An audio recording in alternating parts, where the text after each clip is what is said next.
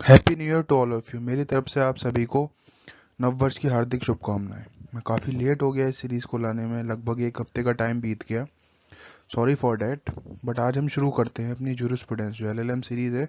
उसमें जो पहला सब्जेक्ट मैंने लिया है जूरिस्प्रूडेंस, और उसमें भी जो मैंने पहला टॉपिक लिया है स्कूल्स ऑफ जूरिस्प्रूडेंस। तो आज हम स्टार्ट करते हैं एनालिटिकल स्कूल से। तो मैं आपको बताना चाहूँगा, एनालिटिकल स्कूल को इम्पेरेटिव स्कूल भी कहा जाता है। ठीक है ना। अब इम्पेरेटिव का मतलब होता है आदेशात्मक, जिसमें आदेश दिए गए हों। मतलब जो एक स्कूल है उसकी नींव आदेशों पे रखी गई हो, जो प्रमाइस है वो आदेशों पे रखी गई हो। बाकी इसके जो थिंकर्स आपको पढ़ने हैं सीसीएस के सिलेबस से, वो हैं जॉन ऑस्टिन, हैंस कैल्सन और एच.एल.ए. हार्ट। एनालिटिकल स्कूल से पहले जूरिस्प्रूडेंस के बारे में पढ़ते हैं।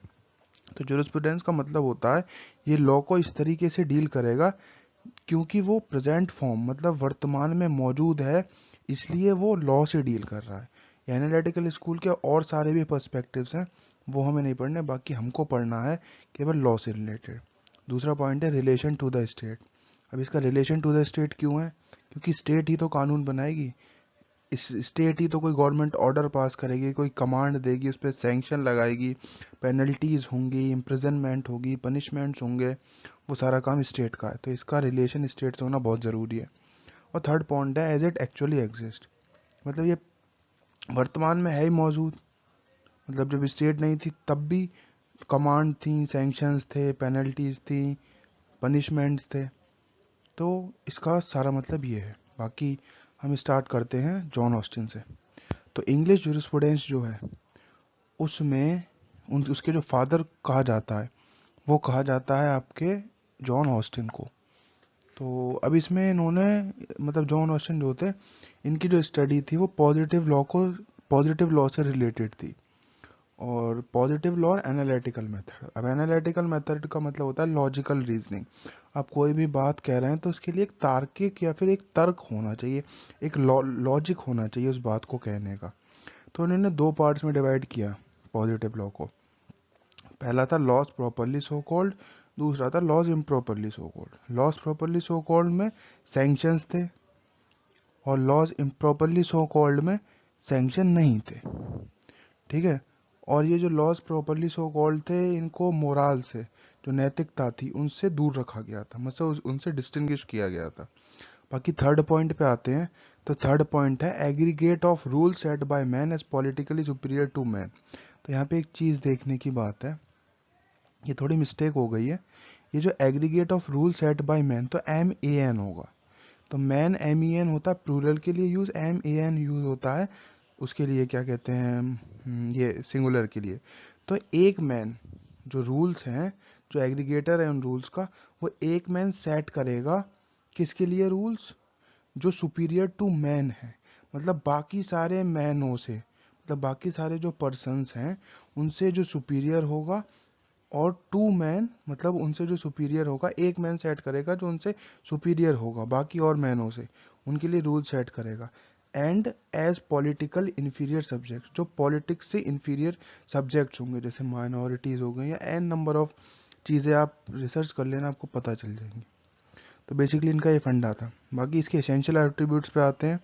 तो एसेंशियल एट्रीब्यूट्स हैं इसके कमांड, कमांड का मतलब आज्ञा, सैंक्शन का मतलब पेनल्टी, ड्यूटी का मतलब कर्तव्य, और सॉवरेनिटी का मतलब सुप्रीम पावर।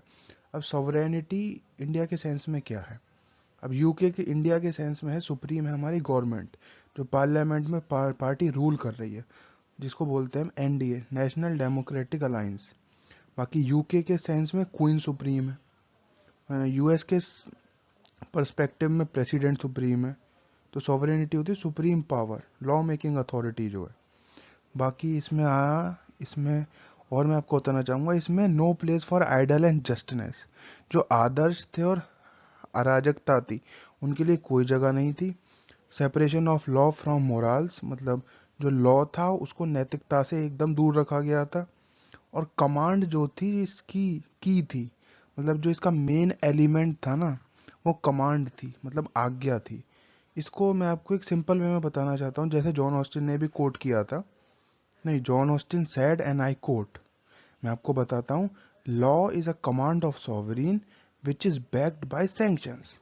मतलब जो लॉ है वो सॉवरीन मतलब सुप्रीम पावर जो है उसकी आज्ञा या आदेश है, और अगर आपने उसका फॉलो नहीं किया तो उसके मतलब उसके पर्सपेक्टिव में जो उसकी पेनल्टी है वो है सैंक्शन।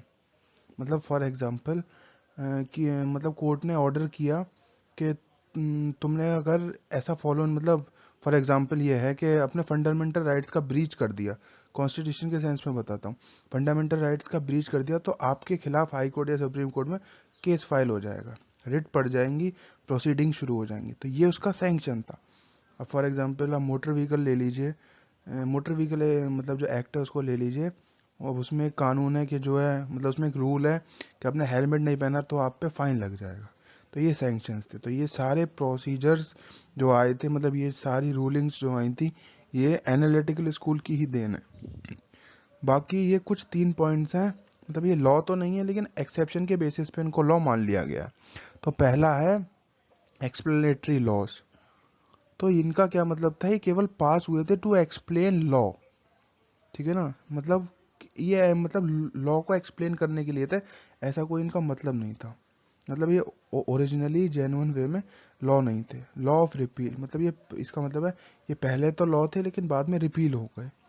और थर्ड पॉइंट है लॉ ऑफ इनपरफेक्ट ऑब्लिगेशन, इसमें सैंक्शंस इन्वॉल्व नहीं थे, इसलिए ये इम्परफेक्ट ऑब्लिगेशन थे। अब बढ़ते हैं हम अपनी नेक्स्ट स्लाइड की तरफ। अब पढ़ते हैं क्रिटिसिज्म। अब क्रिटिसिज्म में पहली चीज़ है कस्टम्स ओवरलुक्ड। जो आप पहले ज़माने के लोगों के जो कस्टम्स होते थे, मतलब जो ट्रेडिशनल फॉर्म्स होते थे, ट्रेडिशंस होते थे एनालिटिकल स्कूल में, उसको ओवरलुक किया गया। जो एक परमिसिव करेक्टर ऑफ लॉ था, मतलब एक लॉ का जो ओबीडियंस फॉर्म का करेक्टर था उसको इग्नोर कर दिया था। थर्ड पॉइंट में आते हैं no place of judge made law. Judge made law का मतलब है प्रेसिडेंट्स, आपने पढ़े होंगे एलएलबी में, प्रेसिडेंट्स जो होते हैं उसकी यहाँ पे कोई जगह नहीं थी।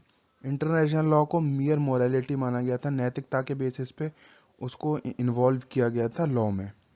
और कमांड ओवर एम्फेसाइज मतलब कमांड का जो है ना कुछ ज़्यादा ही उपयोग कर दिया था, सुप्रीम मान लिया था कमांड को। बाकी inter relationship between law and morality नहीं था। Sanction allows is not the means to induce obedience, मतलब सैंक्शन के बेसिस पे ही आप कोई लॉ नहीं बना सकते।